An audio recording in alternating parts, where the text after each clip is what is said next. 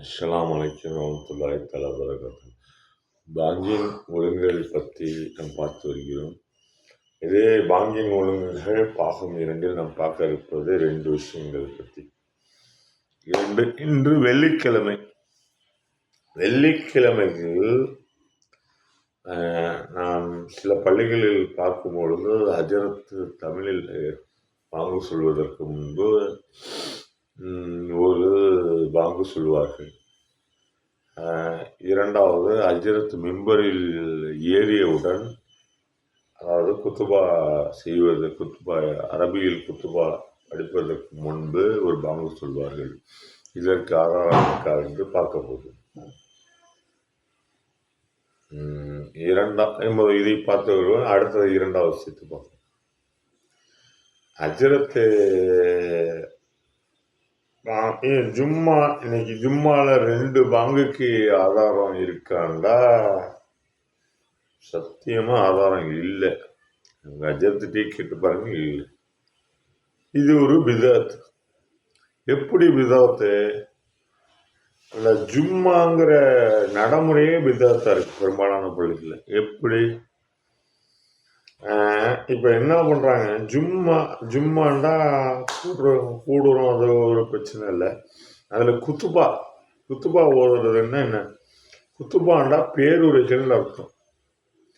இந்த பேருரை என்பது ரசூல்லா எப்படி விரும்பியிருக்கிறாங்கன்னா, தெளிவாக இருக்கணும், எல்லாத்துக்கும் புரிகிற மாதிரி இருக்கணுங்கிற விதத்தில் சொல்லியிருக்காங்க. அப்போ நம்ம அந்த குத்துபாவை தமிழில் ஓதுறது, தமிழ் பேசுகிறவங்க தமிழில் ஓதலாம். அது சிறப்பு குத்துபா.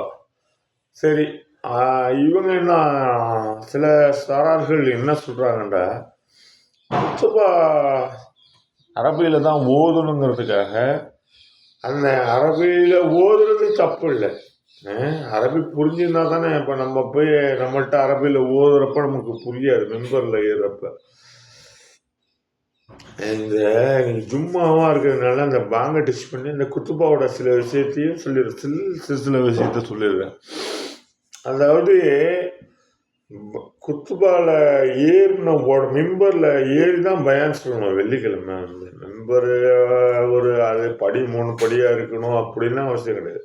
மெம்பர்னால் சற்று உயரமான இடம், அது மக்களுக்கு தெரியுறதுக்காக ரசூல்லா ஏறி பயான் பண்ணியிருக்காங்க. அந்த பயான்டா அது பேருரைகள் அப்படிங்கிறதுனால குத்துபாண்டு இருக்கு. இப்போ மெம்பரில் ஏறினோட தானே பயான் சொல்லணும். அதை பண்ணுறாங்க கரெக்டாக. மெம்பரில் ஏறுறதுக்கு முன்னாடி பயான் பண்ணாங்க. வேறு சில ஃபிர்காவில் உள்ள பள்ளியில் என்ன பண்ணுவாங்கன்னா, அவங்களும் குத்துபா தான் பண்ணுறாங்க. அது உண்மையான குத்துபா. என்ன குத்துபாண்டா, அவங்க தமிழில் அழகாக பயன் பண்ணுவாங்க. சொல்லப்போனால் 12:30 மணிக்கு எப்போ வழக்கமாக லுகர் சொல்லுறாங்கன்னா 12:50 12:45 ஒரு பாங்கு சொல்லுவாங்க. பாங்கு சொல்கிறதுக்கு முன்னாடி பார்த்தீங்கன்னா மெம்பரில் ஏறி அந்த பயான் சொல்லுவார். இமாமத் பண்ணுறவரோ அழகாக சலாம் சொல்லுவார். அதுக்கப்புறம் பாங்கு சொல்லுவாங்க. அதுக்கு இடையில ஒரு 10 நிமிஷம் 20 நிமிஷம் பயன் பண்ணுவாங்க. உட்காருவாங்க, மெம்பரில் உட்காருவாங்க. இதுவும் சொன்னது. அந்த உட்கார்ந்து எந்திரிக்கிறப்ப சில இதில் கருத்து வேறுபாடு இருக்குங்கிறாங்க. அந்த உட்காந்து சும்மா உட்காந்து திருப்பி ஒரு 2 நிமிஷம் ரிலாக்ஸ் பண்ணிட்டு எந்திரிச்சு திருப்பி பயன் பண்ணுவார். பயன் பண்ணோடனே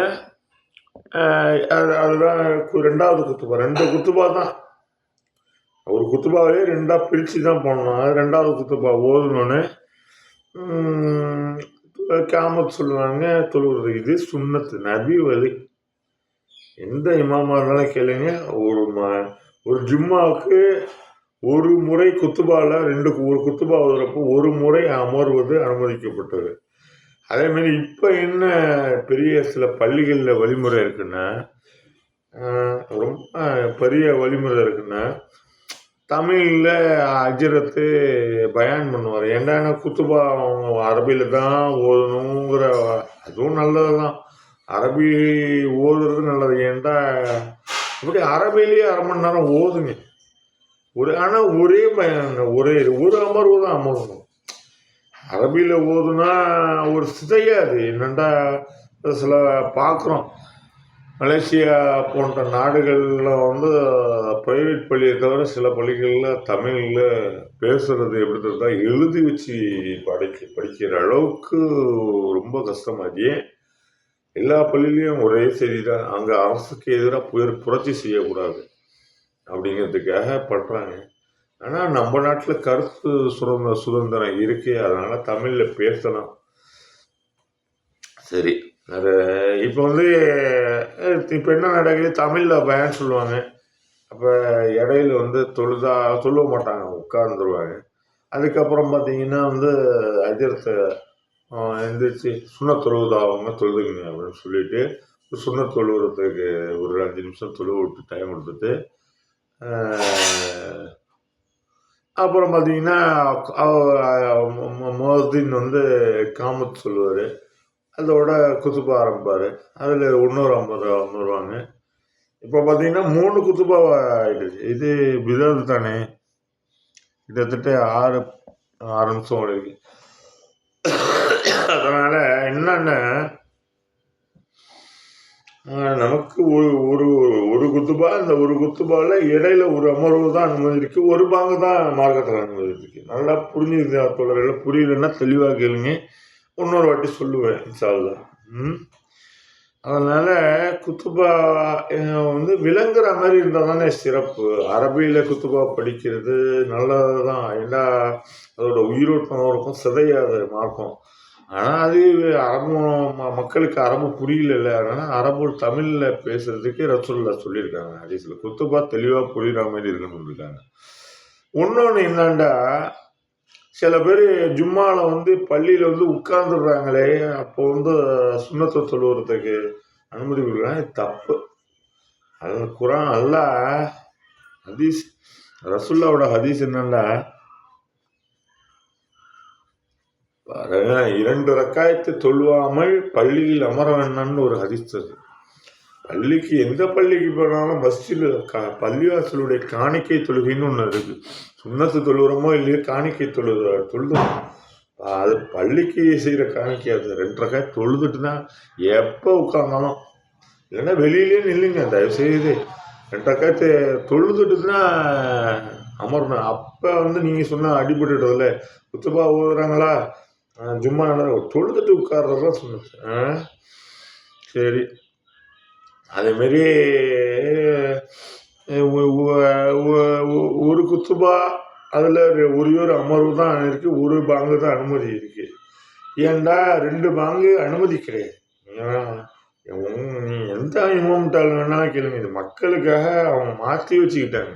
ஏன்னா மக்களுக்கு தமிழ் புரிய மாட்டேங்குது, அதனால் தமிழில் 12:30 மணிக்கு பாங்கு சொல்லிடுறாங்க.